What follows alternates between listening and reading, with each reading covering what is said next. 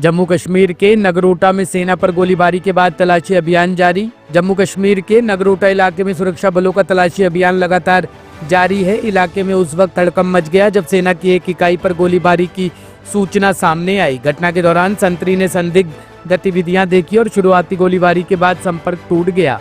फिलहाल सुरक्षा बल इलाके की घेराबंदी कर तलाशी अभियान चला रहे हैं और घटना की जाँच जारी है। सुरक्षा बलों को और जानकारी का इंतजार है। See, it just shows that Pakistan is not a trusted nation. The words that they gave provoking for a ceasefire, they have broken it within 4 hours. Now this shows that Pakistan is a nation which is not to be trusted at all, because it shows that there are rogue elements within the Pakistan army, or maybe even the General Munir, who is called as Mullah Munir, is not ready for the ceasefire. Now India has the right to retaliate, because the ceasefire has been broken right from Kashmir Valley, right up till international border of Jammu, till Sabha. And all places there have been unprovoked violation of the ceasefire by drones and heavy arms.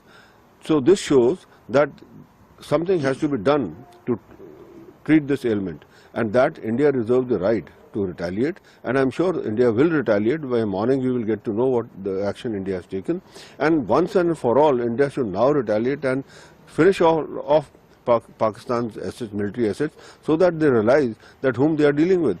Because as it is, India has already shown what India can do, and Pakistan has been powerless to stop India in doing what they want.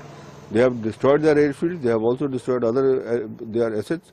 So now all that is left has to be destroyed once and for all, so that the army knows that yes, that we cannot, break our word whatever we do, and we have to. और पाकिस्तान के डीजीएमओस के बीच जो पिछले कुछ दिन से चल रही सैन्य कार्रवाई को रोकने का समझौता आज शाम को हुआ था, पिछले कुछ घंटों से इस समझौते का पाकिस्तान की ओर से घोर उल्लंघन हो रहा है। भारतीय सेना जवाबी कार्रवाई कर रही है और इस सीमा अतिक्रमण से निपट रही है। ये अतिक्रमण अत्यंत ही निंदनीय है और पाकिस्तान इनके लिए जिम्मेदार है। हमारा मानना है कि पाकिस्तान इस स्थिति को ठीक से समझे और इस अतिक्रमण को रोकने के लिए तुरंत उचित कार्रवाई करे।